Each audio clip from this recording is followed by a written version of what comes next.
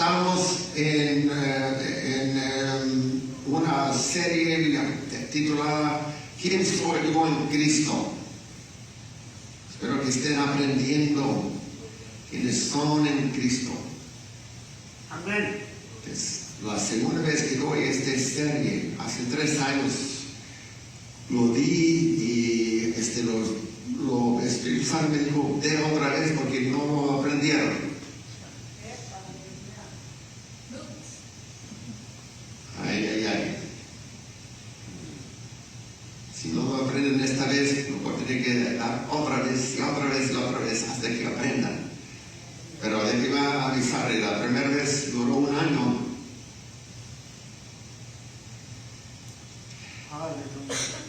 Estamos viendo quiénes somos en Cristo Jesús. Esto es muy importante. Como dije al principio, lo más importante en este mundo es conocer a Dios. Amén. Y lo segundo más importante es saber quién eres en Cristo. Amén.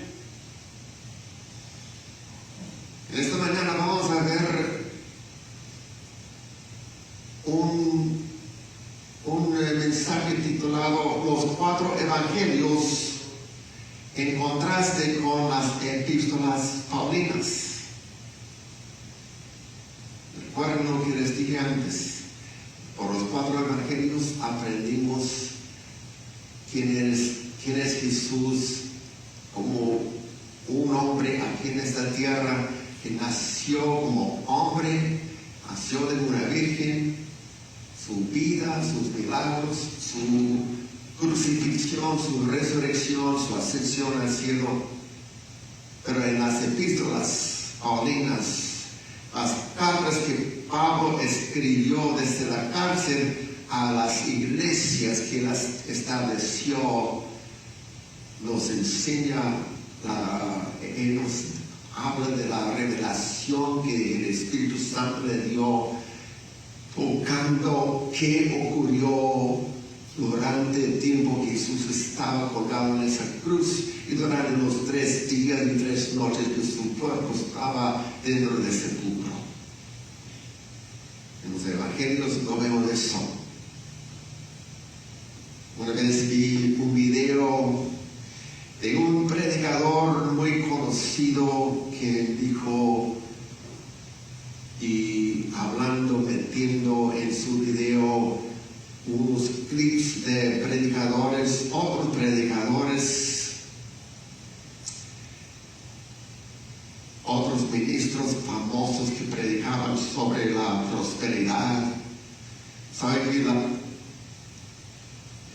la enseñanza de prosperidad se ha llevado a un extremo? Pero el mensaje de prosperidad para los hijos de Dios es bíblico. Aunque no lo quieren escuchar, quizás es bíblico. Tenemos que entender toda la Biblia. Hay tiempo de estar sufriendo para el Señor, que hay tiempo de estar en abundancia, en prosperidad, en todo bien. No es todo tiempo de prosperidad, no es todo el tiempo de sufrir para el Señor. Hay tiempos, tenemos que entender la palabra de Dios. Y este predicador muy, muy conocido está hablando, predicando y metiendo esos clips de los otros famosos que hablaban de la prosperidad, y dijo estas palabras, dijo, cualquier doctrina, cualquier principio, cualquier ley, cualquier enseñanza que se coloque al lado del evangelio y se le dé más énfasis que el evangelio, no importa cuán inofensivo pueda ser en sí mismo, inmediatamente se convierte en una doctrina de demonios. Así dijo. Todos proclaman a este hombre como un gran maestro de la Biblia que conoce muy bien las escrituras, pero su conocimiento de las escrituras es todo conocimiento de la cabeza, no conocimiento de revelación del Espíritu Santo. Cualquiera puede tomar la Biblia y enseñar cualquier cosa, porque hay mucho, pero si pone esta doctrina y esta enseñanza y esta profecía y este salmo, pongan todo junto, es lo que escribió Moisés, lo que escribió Isaías, Jeremías, Ezequiel, Daniel, todo con las enseñanzas de Jesús, con las enseñanzas de Pablo, de Pedro, de Juan, todo junto. Tenemos una vida en balance, tenemos un entendimiento bien de lo que el Señor quiere que vivamos, quiere que tengamos en la vida. Y podemos vivir conforme a esta palabra, pero necesitamos revelación del Espíritu Santo, no la cabeza para interpretar la Escritura. Y este predicador aún no ha aprendido quiénes somos en Cristo. Porque cuando entendemos quiénes somos en Cristo, veremos que hay mucho más para nosotros de lo que nos han enseñado. Hace muchos años se escuchó un nuevo lema entre los cristianos que decía volver a Jesús. ¿Qué significa eso? Volver a Jesús. La gente estaba enseñando que el apóstol Pablo tenía demasiada influencia sobre la iglesia y que debemos abandonar la revelación paulina y volver a Jesús, volver a las puras enseñanzas de Jesús. No podemos separar las enseñanzas de Jesús y la revelación que el Espíritu Santo dio a Pablo. El diablo no quiere que sepas tú quién eres en Cristo. Por eso salen predicadores con tantas locuras y tú los escuchas y le crees. Que el diablo no quiere que tú sepas quién eres en Cristo. Así que no quiere que te enseñen sobre la revelación paulina. Vamos a unos puntos interesantes. Pongan atención. Les voy a dar información sobre los 4 evangelios. Los 4 evangelios fueron escritos años después de la resurrección de Cristo. Recuerden eso, porque leemos que nació en Belén y milagros y crucifixión, su resurrección y su ascensión al cielo. Y nuestra mente pensamos el autor, después de la ascensión, corrió a un lugar, se sentó, empezó a escribir todo. Años y años después de la resurrección, Juan era un discípulo joven, era un discípulo grande de edad para cuando escribió el libro de Juan.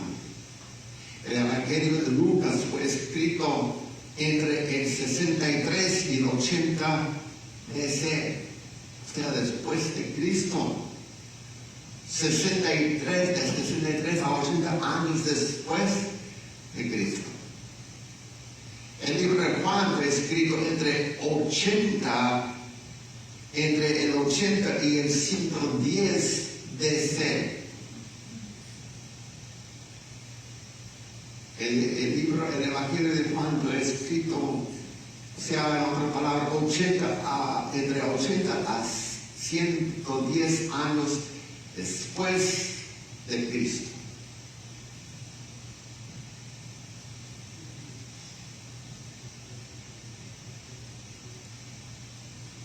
Pablo citó a Jesús solo 2 veces. En el Evangelio de Juan solo había 2 rastros de la revelación paulina. Uno de ellos se encuentra en San Juan 1, 16 a 17. San Juan 1, 16 a 17. Juan, ya anciano, escribe: porque de su plenitud tomamos todos, y gracia sobre gracia, pues la ley por medio de Moisés fue dada, pero la gracia y la verdad vinieron por medio de Cristo. Esta es enseñanza que nos hace creer que Juan lo recibió él mismo por revelación del Espíritu Santo, o lo recibió por medio de la boca o las cartas de Pablo.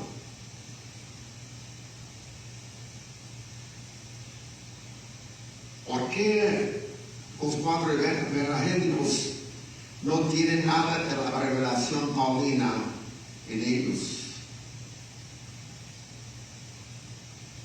Registraron solo eventos hasta la resurrección y la ascensión. Mateo, Marcos, Lucas y Juan sabían lo que había sucedido en el día de Pentecostés.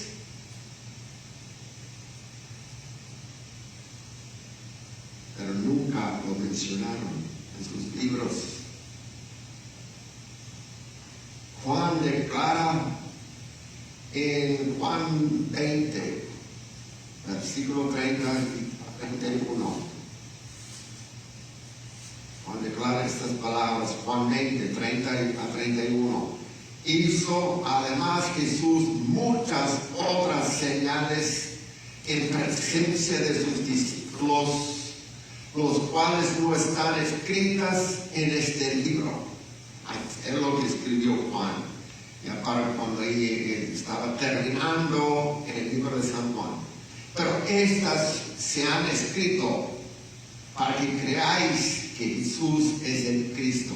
Lo que he escrito es para este propósito, dice Juan. Muchos milagros más hizo Jesús, pero no os voy a escribir en este libro, dice Juan. Pero lo que he escrito, lo que leen en este libro que he escrito, es para que creáis que Jesús es el Cristo, el Hijo de Dios, y para que creyendo tengáis vida en su nombre. Eso fue el propósito del libro de Juan. Juan escribió bajo la unción del Espíritu Santo. El objeto de sus escritos era que pudiéramos creer en Cristo. Porque Juan no nos dijo más acerca de los milagros que ocurrieron bajo su ministerio a través del nombre de Jesús. Él solo escribió lo que el Espíritu Santo le dio.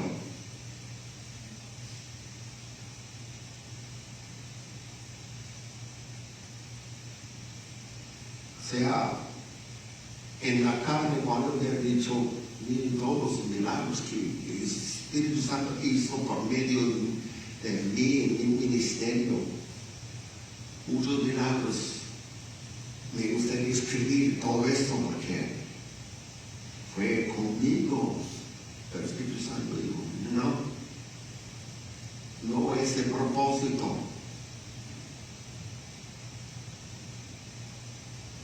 A estos hombres que escribieron los evangelios no se les había permitido dar su interpretación de los milagros que presenciaron.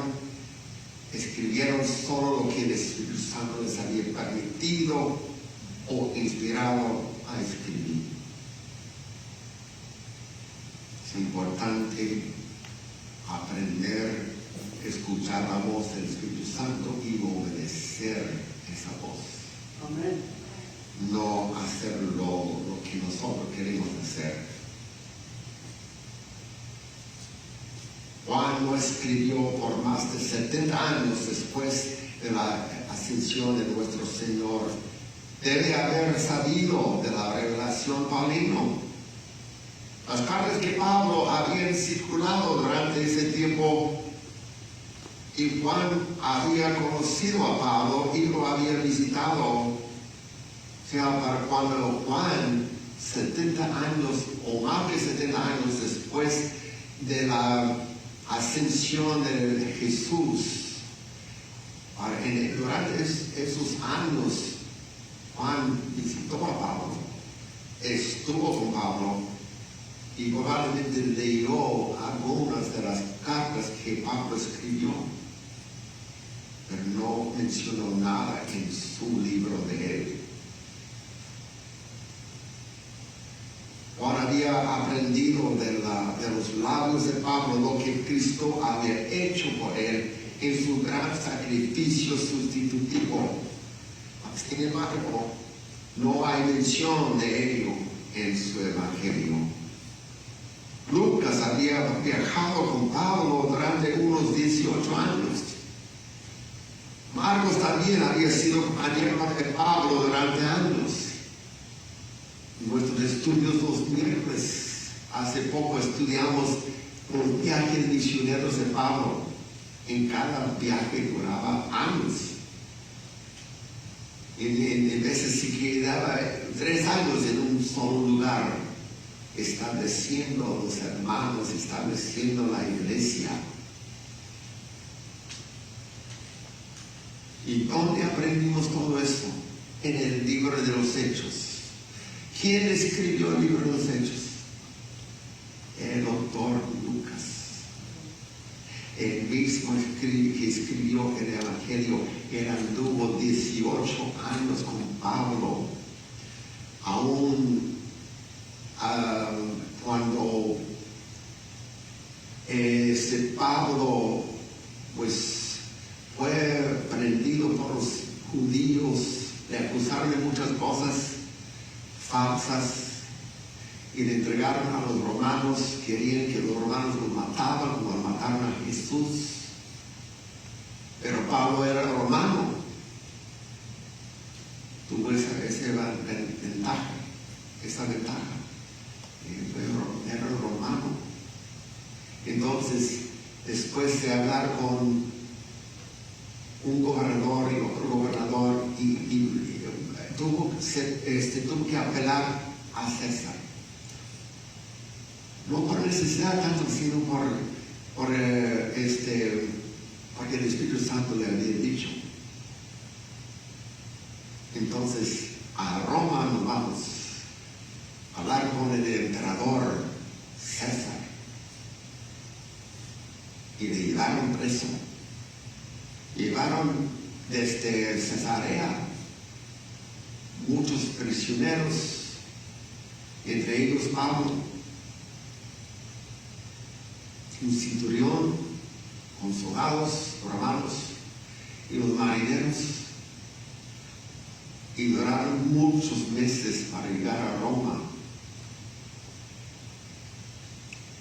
Defraudaron, casi murieron todos, muy apenas salvaron sus vidas, se quedaron en una isla, perdieron el barco, perdieron la carga, tuvieron que pasar 3 meses allí.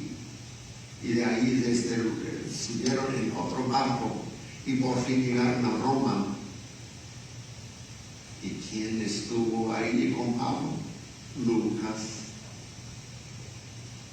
No tuvo que haber acompañado. Lucas no se metió en problemas con los romanos.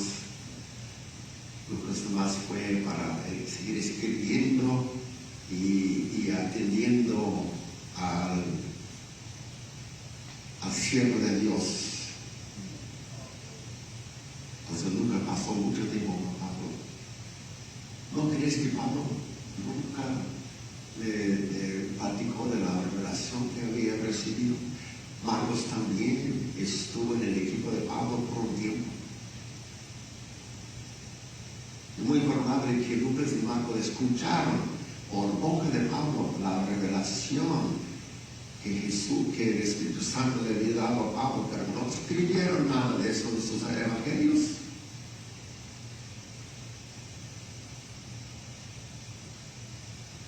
Ninguno de ellos, de los cuatro, menciona a Cristo como un sustituto, el corredor de pecado, el que quitaría el pecado por el sacrificio de sí mismo.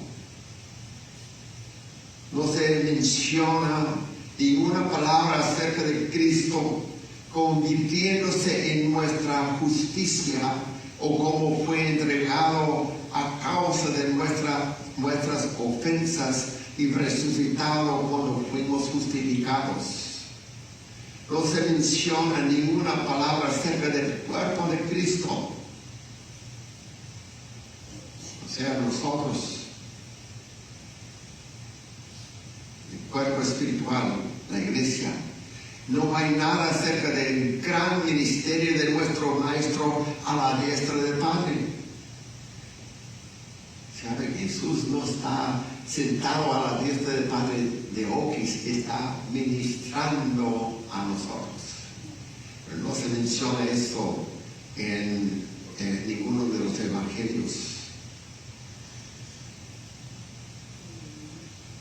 No hay nada acerca del gran ministerio de nuestro Maestro a la diestra del Padre, de ser mediador, intercesor, abogado, sumo sacerdote y Señor. Cuando lees los cuatro evangelios, estás en la presencia de Dios mismo. Él es el autor de estos magníficos libros. Él está ahí revelando a su Hijo y el Hijo le está revelando a Él. En las epístolas paulinas vemos al Padre revelando la obra de que Dios realizó en su Hijo. Y a través de Él también está revelando la familia, el cuerpo de Cristo, los hijos de Dios. Veamos el contraste ahora entre la revelación de Pablo y la enseñanza de Jesús, específicamente con respecto al tema de la fe. Vamos a ver el contraste entre la revelación de Pablo y las palabras, las enseñanzas de Jesús tocando la fe. Jesús continuamente instó a sus oyentes, los hijos del primer pacto, a creer. O sea, los hijos del primer pacto, los judíos, los que estaban bajo el pacto que Dios hizo con Abraham. Jesús continuamente les instó a creer. Cree. Jesús dijo en San Marcos 9:23, si puedes creer, a quien cree, todo le es posible. Esto viene del Evangelio de San Marcos, palabras de Jesús. Si puedes creer, a quien cree, todo le es posible. Un versículo que usamos mucho. Y a Pedro, cuando Jesús le rescató en medio del mar, le dijo, hombre de poca fe, ¿por qué dudaste? Si aquí estaba haciendo Jesús, enseñando fe, enseñando a creer en Dios. Eso fue antes de la cruz. Antes de la cruz. A los judíos, a los que estaban bajo la ley de Moisés, el pacto de Dios con su pueblo, les enseñó a creer. San Marcos 11, 23 a 24, un versículo muy conocido que lo hemos usado mucho en nuestras oraciones, nuestras peticiones a Dios. San Marcos 11, 23 dice, porque de cierto os digo que cualquiera, y esas son palabras de Jesús, que cualquiera que dijere a este monte, quítate y échate en el mar, y no dudar en su corazón, sino creyere que será hecho lo que dice, lo que dijo le será hecho. Por tanto os digo que todo lo que pidiereis orando, creed que lo recibiréis, Dios vendrá. Palabras de Jesús antes de la cruz. Creed, tengan fe, creed. ¿Por qué Pablo no nos instó a creer en sus vidas? Jesús enseñó, creer en mí, tengan fe, con fe pueden mover montañas. Pero Pablo nunca dice, tengan fe, creen, ¿por qué no? ¿Están listos? ¿Están despiertos? Porque les voy a dar la respuesta. Después de la cruz, los que ponen su fe en Jesús como su Señor y Salvador, especialmente los que entienden quiénes son en Cristo, ya son creyentes. No entendieron muy bien. Digan conmigo, si tú eres un cristiano, que todos aquí son, digan conmigo, soy creyente. ¿Por qué alguien tiene que enseñar que creer si ya eres creyente? Ya vives después de la cruz. Yo soy creyente. Pablo nunca nos enseña a creer. Tengan fe. Creen en el Señor. Creen en la palabra de Dios. Que con la palabra Dios puede mover montañas, puede hacer esto con Pedro. Y no enseñó nada de eso porque ya somos creyentes. Ahora estaba escribiendo a creyentes, a discípulos de Jesús en las iglesias. Somos creyentes porque somos hijos de Dios. Efesios 1:3.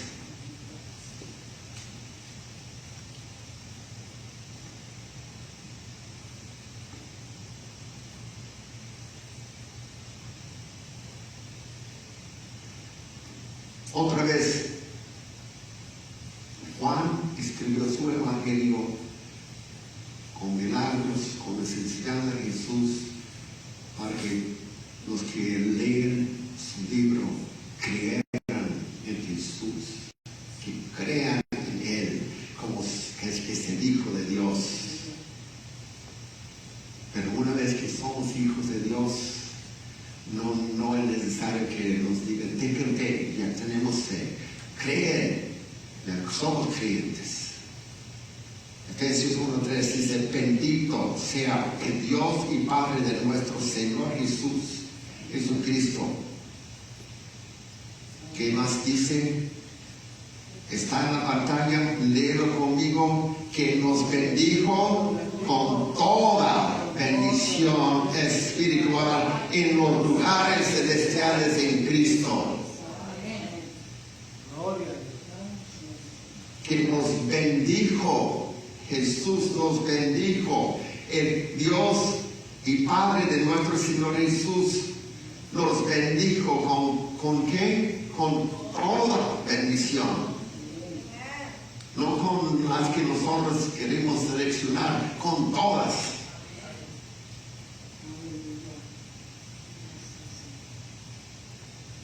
Estamos en la familia de Dios. Todo lo que el Padre tiene y todo lo que Él realizó en Cristo y todo lo que Cristo es, nos pertenece. Gloria a Dios. Aleluya. Ese es para gozarnos. Amén. Digan conmigo, porque yo estoy en la familia de Dios. Digan todo lo que el Padre tiene y todo lo que Él realizó en Cristo y todo lo que Cristo es me pertenece a mí. Gloria a Dios. Aleluya. No me digan a mí que tenga fe. Todo es mío. Yo tengo todo. No necesitamos fe para algo que ya es nuestro. necesitas fe. Necesitas fe necesitas fe para aquellas cosas que no posees. Pero si posees todas las bendiciones de la cruz, no hay lugar para fe. Eso es algo nuevo. Algunos han dicho, no, está muy mal porque la palabra dice que tenemos que tener fe.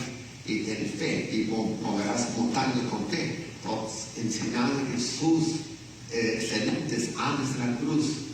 Pero Pablo nunca dijo ninguna cosa semejante, porque estaba escribiendo a creyentes después de la cruz. Otra vez voy a leer, no necesitamos fe para algo que ya es nuestro. Necesitas fe para aquellas cosas que no posees. La revelación de Pablo nos da una redención perfecta. Vamos a ir a Efesios 1:7. Una redención perfecta que cubre todo. Cubre todo. Efesios 1:7. En quien tenemos que redención por su sangre, el perdón, o sea, remisión, borrados los pecados, remitidos, remisión de pecados, según las riquezas de su gracia.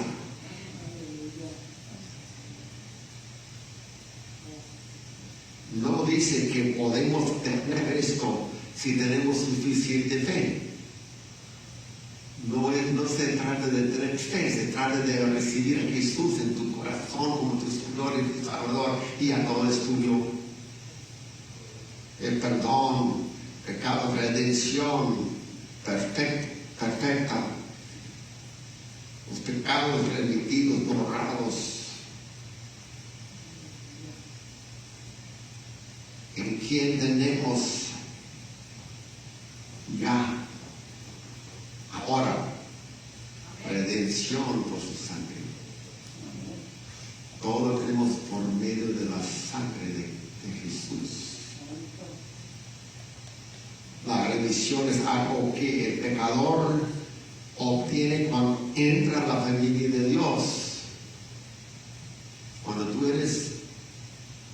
tú estabas en Cristo y entraste en la familia de Dios, te arrepentiste y diste tu vida a Jesús, en ese momento obtuviste la remisión de tus pecados. Y está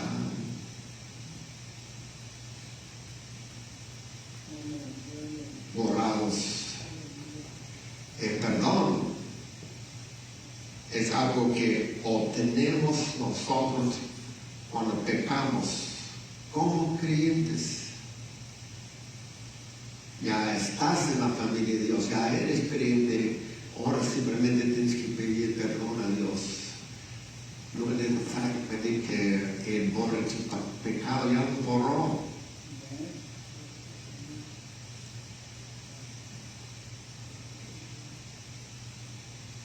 Que tenemos ya ahora redención por su sangre.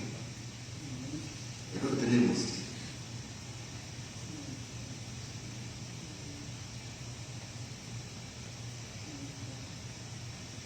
Ahora tener que ir a sus casas y meditar sobre esta palabra un poco,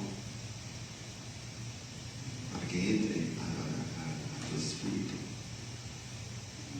Porque estamos programados de las enseñanzas que nos han metido en la cabeza. Tengan fe, tengan fe, tengan fe. No, Dios no te ha sanado porque no tienes fe. Nunca diga eso. La sanidad ya es tuya. Jesús pagó el precio. No le tienen que dar 39 azotes cada vez que te enfermes. Fue una sola vez. Ahora sí tienes la sanidad.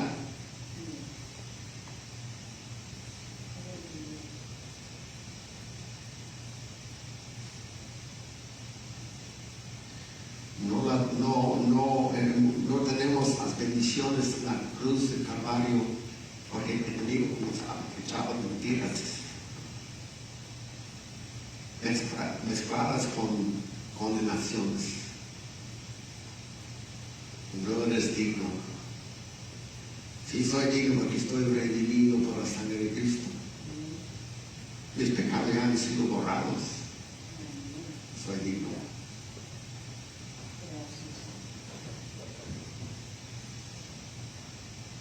Yo no he contestado tus oraciones porque no tienes suficiente fe. No necesito fe, yo soy creyente en Dios, yo tengo todo. Soy creyente.